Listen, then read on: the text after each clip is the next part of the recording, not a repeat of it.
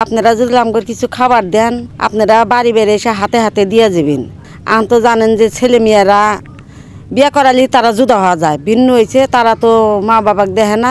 আমরা ধরেন যে 15 দিন ধরে পানি উঠছে, আমরা কোনো মানুষের সহযোগিতাও পাইনি। আমগরে খুব বিপদ, আমরা কোনো জায়গায় থাকার থানও পাইতেছি না, থাকার থান পাইতেছি না। খাওয়া তো খাবো দূরের কথা, এখন তো আমগরে চলার মতো পরিস্থিতি নাই। ওপার দিয়ে ধরেন যে ধরার মানুষ আছে, সব কিছু আছে, তারা পায়। আর আমগরে এই জায়গায় তো লোকজনও নাই, কেউ কিছু দিতেও আসে না, আমরা কিছু পাইও না।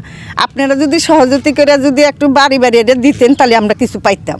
আমরা অনেক কষ্ট আছি পানির মধ্যে, গরু ছাগল লিয়া আমগর চুলা মুলা সব ভিজা গেছে গা। আমগর রান্নার মতন কোনো পরিস্থিতি নাই। আপনারা যদি আমগর কিছু খাবার দেন, আপনারা বাড়ি বেড়ে এসে হাতে হাতে দিয়ে যাবেন। একটা বাড়ির মধ্যে 3টা 4টা করে ফ্যামিলি। আন তো জানেন যে ছেলে মেয়েরা বিয়ে করালি তারা জুদা হওয়া যায়, ভিন্ন হয়েছে, তারা তো মা বাবাকে দেখে না। নগদের কাছে সব গ্রাহকই প্রিয়, তাই তো সারা দেশে ক্যাশ আউট চার্জ সবচেয়ে কম। তাগরও কষ্ট, দিন মজুরি কাজ করে আঙ্গর জোর জমা ভেঙে গেছে গা। আমরা বর্তমান অসহায় আছি। আঙ্গর আবেদন যে আপনারা আমগর হাতে হাতে দিয়ে যাবেন।